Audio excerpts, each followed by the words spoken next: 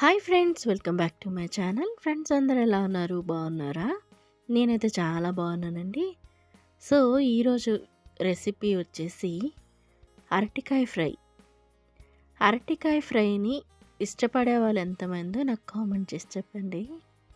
ఎందుకంటే పెళ్ళికి ముందు నేను అరటికాయ కూరని కొంచెం ఇష్టపడేదాన్ని కాదు. కానీ పెళ్ళయిన తర్వాత కొన్ని అలవాట్లు అనేటివి మార్చుకోవాలి కదా. కొన్ని నచ్చినా నచ్చకపోయినా కాస్త చేంజ్ చేసుకోవాలి. ఎందుకంటే మా హస్బెండ్కి ఇలాంటి ఫ్రైలన్నీ ఇష్టం అనమాట. మనకేమో ఫ్రైలు పెద్దగా ఇష్టపడము. కొంచెం గ్రేవీ కర్రీ లాంటివి ఇష్టపడేదాన్ని. సో ఇక్కడికి వచ్చిన తర్వాత ఫుల్ ఆపోజిట్ అనమాట. కొంచెం ఫ్రైలే ఎక్కువ తింటారు వీళ్ళు. సో అందువల్ల ఫస్ట్ నాకు ఇబ్బందిగా ఉండేది, కానీ ఇప్పుడు బాగా అలవాటైపోయిందండి. ఫ్రైలు తింటున్నాను. కానీ మన లైఫ్ స్టైల్లో చెప్పాలి అంటే కొన్ని కూరలను ఎక్కువగా తినాలని డాక్టర్లు సజెషన్ చేస్తూ ఉన్నారు. కాబట్టి కాస్త కూరలు అనేటివి ఇలా చేంజ్ చేసుకుంటూ, అంటే మనకు నచ్చినట్టు వండుకొని తింటూ ఉంటే టేస్ట్ వైజ్ బాగుంటుంది, అలాగే హెల్త్ పరంగా కూడా బాగుంటుంది కదా. సో అందులో భాగంగా కొన్ని విన్యాసాలు చేస్తూ కాస్త కొత్తగా వండుకోవడం, అలాగే నచ్చినట్టు తినడం అన్నమాట. ఇప్పుడైతే అరటికాయల్ని శుభ్రంగా పసుపు ఉప్పు వేసిన వాటర్లో ఇలా ముక్కలు అయితే తరిగేసి పెట్టేసుకోండి. ముక్కలు ఈ సైజులోనే ఉండాలండి. ఎందుకంటే మనకి మరీ చిన్నవైపోతే అరటికాయ ఫ్రై కాస్త మెత్తబడిపోతుంది అనమాట. అరటికాయలు కాస్త సాఫ్ట్ అయిపోతాయి వేగంగా.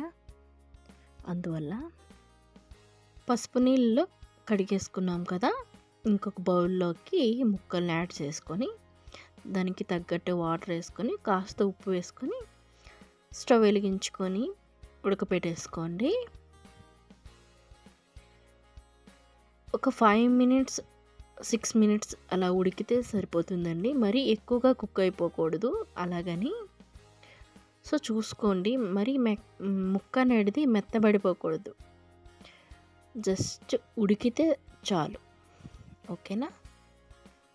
సో చూస్తున్నారు కదా, ఇలా జస్ట్ మనకు ఫ్రై చేసుకునేటప్పుడు కూడాను ఈ ముక్కలు అనేటివి అలాగే ఉంటాయన్నమాట. నాకు అరటికాయ కర్రీ చేసుకునే కొత్తలోన కొంచెం ఎక్కువసేపు ఉడకపెట్టేసేదాన్ని అండి. అప్పుడు చాలా మెత్తగా అయిపోయేది కర్రీ అనేది. తినడానికి కూడా అంత బాగా, అంటే టేస్ట్గా ఉండేది, కానీ అంత అరటికాయ కూర అని చెప్పుకునేటట్టు ఉండేది కాదు. సో అందుకోసమే మీకు వివరంగా చెప్తున్నాను అనమాట. సో ఇప్పుడైతే ఒక ప్యాన్ పెట్టేసుకొని తాలింపుకి ఆయిల్ అయితే వేసేసుకొని శనగపప్పు మినప్పప్పు కాస్త గోల్డెన్ బ్రౌన్ వచ్చేలా ఫ్రై చేసేసుకోవాలి.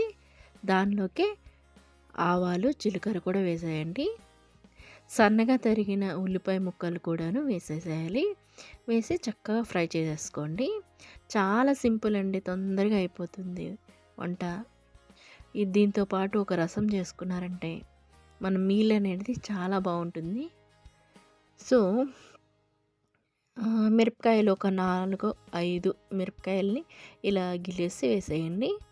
దీనిలోకి కొద్దిగా కరివేపాకు కూడా వేసేసి ఈ తాలింపు అనేది మంచిగా ఫ్రై చేసేసుకోవాలి. సో ఇలా మంచిగా ఫ్రై అయిన తర్వాత దీనిలోకి మనం కొద్దిగా పసుపు ఉప్పు కారం ఏదైనా యాడ్ చేసేసుకోవచ్చు.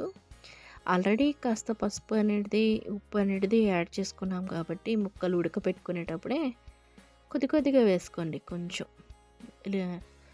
రుచికి తగ్గట్టు వేసేసుకోండి చూసుకొని. సో దీనిలోకి పసుపు కారం ఉప్పు, అలాగే నేను ఇక్కడ వేపిన జీలకర్ర పౌడర్ వేసుకుంటున్నానండి. జీలకర్ర పౌడరు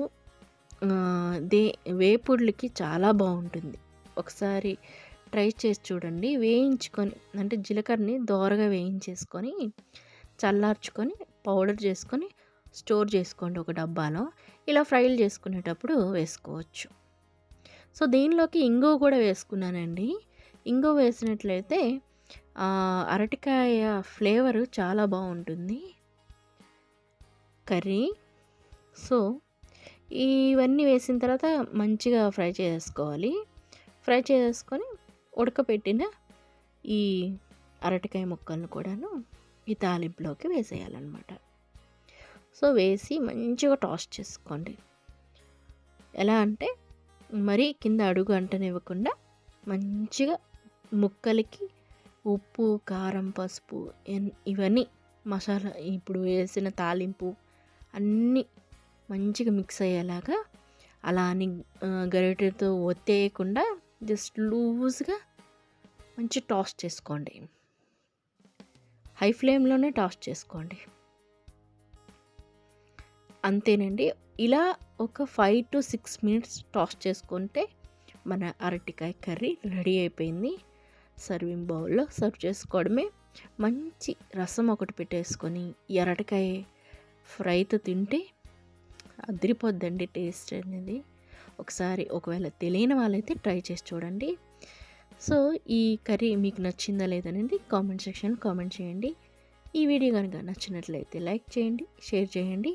అంతేకాకుండా నా ఛానల్ అయితే తప్పకుండా సబ్స్క్రైబ్ చేసుకోండి. మళ్ళీ ఒక మంచి వీడియోతో మళ్ళీ కలుసుకుంటాను. Thanks for watching. Keep smiling. Bye.